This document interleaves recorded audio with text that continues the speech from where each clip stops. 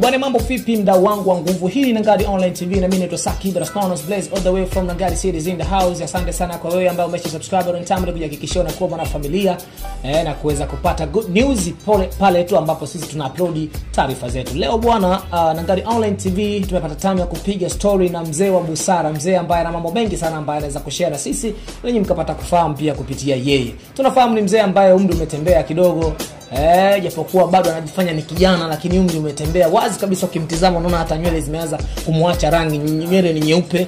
Hii inaashiria kwamba ni mtu wa zamani, japokuwa naye mwenyewe anajifanya bado ni wa 2000, lakini asikwambie mtu huyu ni mzee wa zamani. Mzee wa zamani, mambo vipi? Mambo safi. Habari za kwako? Namshukuru Mwenyezi Mungu. Unaendeleaje na hali? Hali yangu namshukuru Mungu. Kama hivi kitu kipi kinakufanya bado uendelee kubaki kama mtoto mdogo? Kwa sababu tukiangalia umri umeenda, unafanya mazoezi sana au ni vile tu wewe mwenyewe roho yako umejiweka uwe kijana? Asante. Labda siri kubwa inayonifanya niwe hivi ni kwa sababu kwanza kupenda mwili wangu. Ndio. Unaoga mara ngapi kwa siku? Kwa siku hutokea zaidi hata mara 4 na mara 5. Kwa nini unaoga mara 5? Nguo hata mara 3 na mara 4 pia. Watu walizani labda vitu kama hivyo watafanya vijana kuweza kumotivate wasichana na vitu kama hivyo. Mzee kama wewe kuoga mara 3 mara 5, kubadili nguo mara 3 mara 2. Kwani katika akili yako wewe inavyokupa usafi huko kwa kijana? Usafi huko kwa watu wote. Hivi kinyume cha mimi kuwa msafi, wewe usafi utaujuaje? Lazima nione kwenu alafu na mimi nifuate.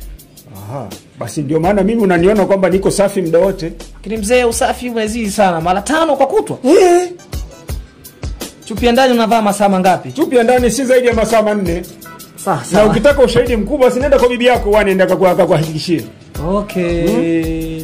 Vijana wa sasa hivi na vijana wa zamani, kipindi wewe unafika umri wangu, kwa kipindi hicho wana utofauti upi? Utofauti ni mkubwa sana. Kama upi? Hivi hata wewe unavyotembea mitaani uwaoni vijana wenzako? Nawaona. Kwanza hutembea nguo zao, upenda kwenda uchi. Lakini sisi ujana wetu tulikuwa hatuna. Ndio. Kupitia Nangadi Online TV ulitaka uambie nini vijana wa sasa hivi?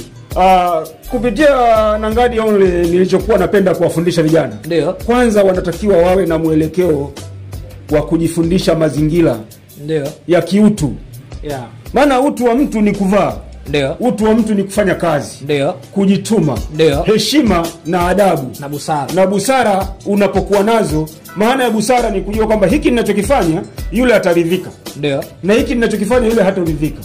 Lakini watu wanasema ukishafika umri kama wa kwenu, tendo la ndoa inakuwa vigumu kidogo, na wewe tunaona uko speed sana mtaani. Inakujaje mzee? Kwani ulitegemea kwamba mzee mimi nimezeeka nini?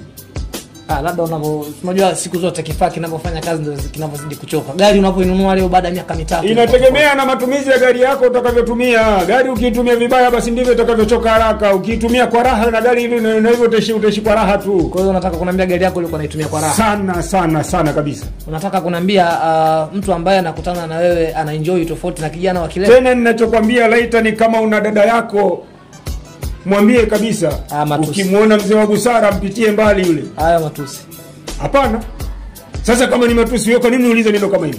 Ulitegemea mimi kujibu nini? Bwana tupo na mzee wa busara, kama mnavyoweza kuona ni mzee tu amejipachika jina la busara, lakini kiukweli hana busara. Busara yake ni ndogo sana. Nirudi kwake kwa kumuuliza kitu kimoja.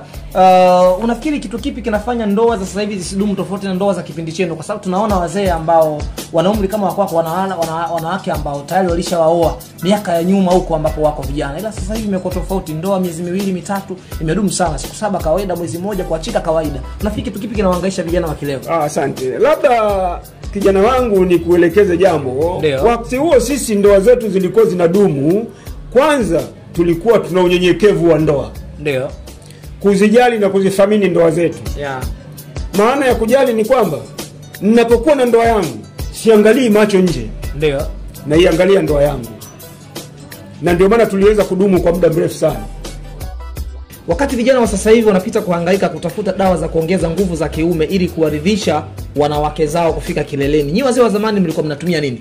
Babu, elewa kwamba donda la kichwa mkaguzi mkono. Ukiwa na maana gani? Nikiwa na maana kwamba ina maana usipotunza mwelekeo huwezi kupata mwelekeo. Nyinyi sasa hivi masturbation zimekuwa ndio bora kwenu. Yaani unategemea kwamba utafanya nini? Unataka kutuambia kwamba vijana sasa hivi tunaharibikiwa kwa sababu ya punyeto? Sana. Masturbation ndio zinazowasumbua. Sasa kwa nini vijana wanapiga punyeto sana? Kinachowadanganya nyinyi ni picha za ex. Ndio. Hivi wewe mtu na akili yako unakuja kuangalia matako ya mke jinsi alivyomongozwa hivi. Unategemea wewe utafanya nini? Sasa wewe ulionaje? Hivi wewe unavyokuja mbele yangu ukakaa ukaongea ninavyokukemea maana yake inakuwa nini? Lakini kwa stories za kitaa wanasema mzee zamani ulikuwa msenge. Unawaambiaje watu kama hao? Atakayemsifia mkulima wamekaa wote shambani. Kwa nataka kusema wanaosema wewe msenge nao ulikuwa msenge. Naye msenge mwenzangu huyo. Kwa hiyo unakubali kwamba ulikuwa msenge? Basi mimi msenge na yule alikuwa msikia wewe msenge mwenzangu. Wote tulikuwa tunafanya kazi moja.